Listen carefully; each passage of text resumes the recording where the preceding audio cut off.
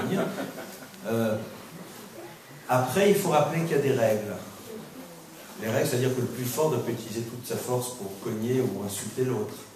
La règle, c'est qu'il y a des mots qu'on ne peut pas entendre. Quel que soit, que ce soit le coupable ou le non coupable, c'est radical. Il y a des mots, on ne peut pas les entendre. Parce que les mots à l'origine des mots MAUX laissent des cicatrices, mais les bleus à l'âme, ça disparaît beaucoup plus difficilement que les bleus au corps. Donc il faut faire très attention. S'il y a bien un point sur lequel il faut être vigilant et très très très ferme, c'est sur les mots destructeurs. De toute façon, t'es un bidon, et en plus tous tes copains disent, de toute façon tout le monde sait que alors là vous intervenez, mais de manière, qu'est-ce que tu as dit? Tombe, sortez. Il est hors de question. Sur le reste, c'est comme à la sortie à votre bon cœur. C'est à votre libre appréciation, fonction de tous les éléments. Est-ce que c'est la dispute d'enfants qui sortent des ragim et qui ont dormi pas du tout assez, qui donc n'importe quoi les fait partir dans tous les sens? Ou est-ce que c'est la dispute de la prise de pouvoir de l'un par rapport à l'autre? Voilà, c'est à vous d'évaluer. Je ne peux pas donner de règles. Par contre, là oui, c'est mettre de côté les mots qui blessent, les mots qui tuent. Alors là, vous la faites intraitable. C'est intraitable et c'est comme ça. Bien sûr, si dans la famille on le fait aussi, de toute façon, c'est bien toi ça. Ça, c'est le mot qui tue. Hein. Voilà, tu comprends, papa, on est à la souka, maman, tu te rends compte à la souka, papa ou maman a oublié les chalot. Tu sais, on peut tous oublier, hein, les papas que maman.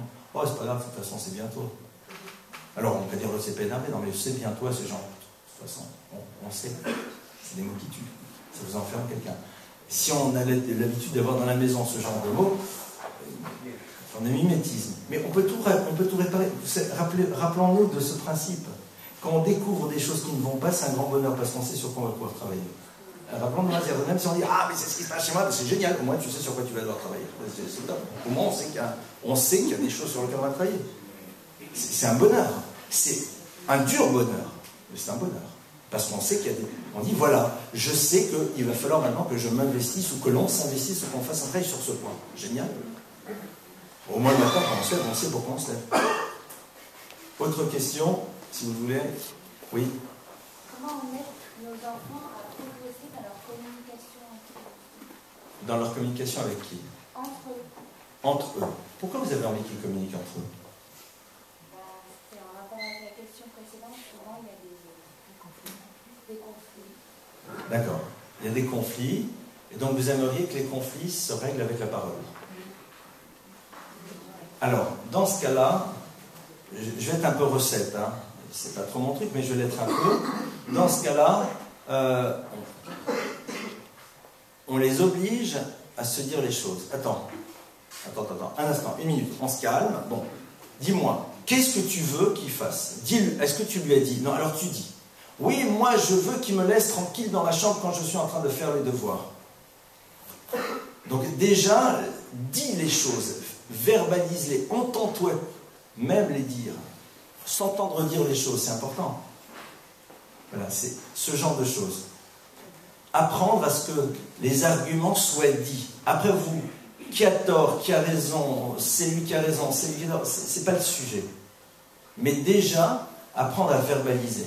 C'est quoi ton problème? Quand les enfants, c'est quoi votre problème? Ouais, il a commencé, c'est lui, c'est... Attends, j'entends. C'est quoi le problème? Toi, peux-tu me dire c'est quoi le problème? Alors, commence.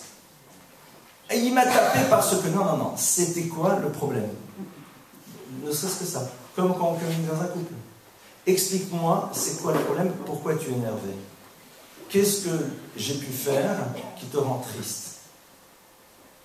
Ouais, tu le sais très bien. Si j'ai pas réfléchi, je veux dire, je le sais sans doute, j'ai pas pris le temps de réfléchir, laisse-moi le temps de réfléchir.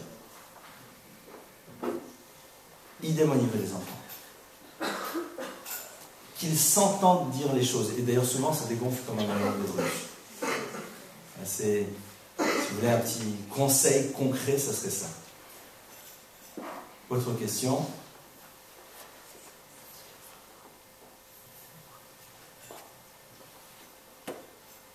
Votre bon cœur.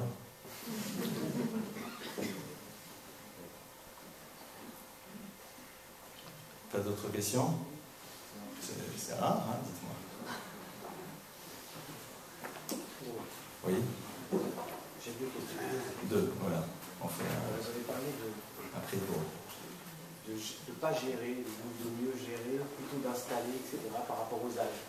J'ai l'impression qu'après, vous allez faire attention au système, aux recettes. C'est bien, les enfants sont tous différents les uns des autres. On peut avoir des enfants à 5 ans. Même au sein d'une même famille, ce n'est pas les mêmes.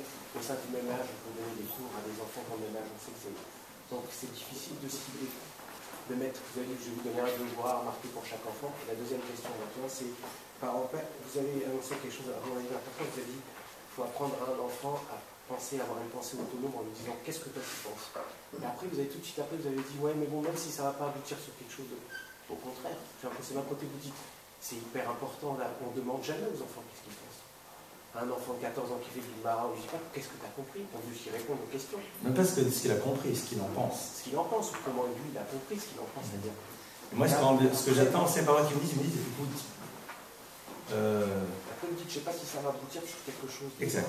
Alors, je vais essayer de reprendre par rapport aux deux questions.